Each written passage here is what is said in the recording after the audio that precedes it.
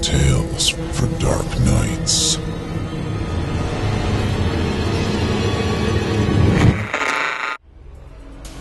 The following performance is a first-round entry in the Evil Idol competition, in which the winner of the contest will become a permanent member of the Chilling Tales for Dark Nights voice acting team.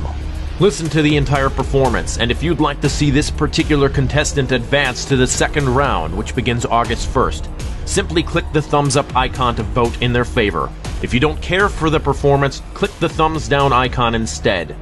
Thanks for listening and for participating, and good luck to all of our first round contestants.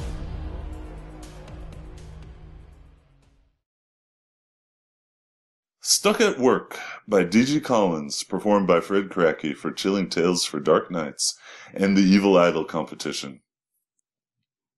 It's 7:31 p.m. and I'm the last person in the office. But instead of leaving, I'm standing in front of the elevator with a box of paper clips in my hand. "Ready to go?" asks Ray. He's keeping the elevator door open for me. Behind him are Megan, Carla, and Marcos, all of whom look tired from working so late. The first time this happened, I opened my mouth to say yes. Then I suddenly changed my answer as I remembered my resolution to lose a few pounds.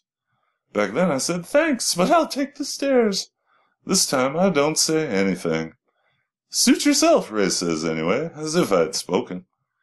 He releases the door, but before it can close, I toss in the box. It lands on its corner and the lid pops off, scattering its contents like a paperclip grenade. Then the door slides shut, and I'm alone again. No one in the elevator thought this was weird. In fact, they didn't even notice. I've done this little experiment many times, so I'm not surprised they didn't react.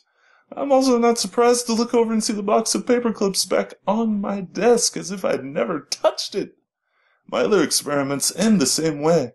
I've blocked the doors, I've shouted and begged, and I've grabbed at Ray's arm, but nothing makes any lasting difference.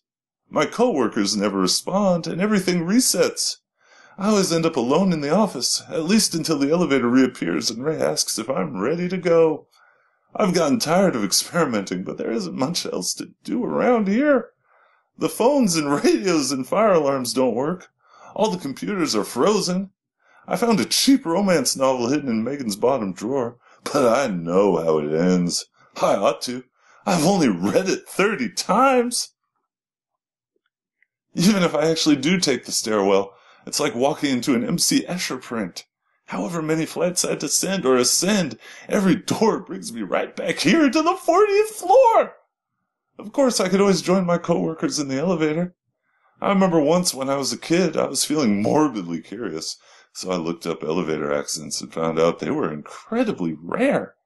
Elevators are probably the safest method of transportation in the world, since they basically cannot just go crashing to the ground. You're about 1,000 times more likely to die on a staircase. But even though I know that, I also know this.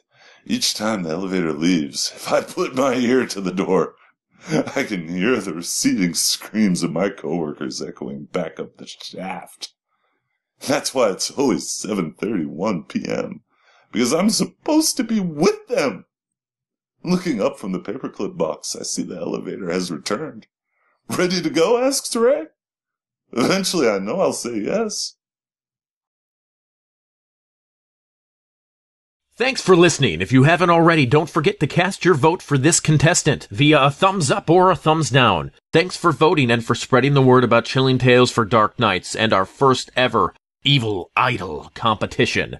Tune in August 1st, 2016 for the start of round 2. Chilling Tales for Dark Nights.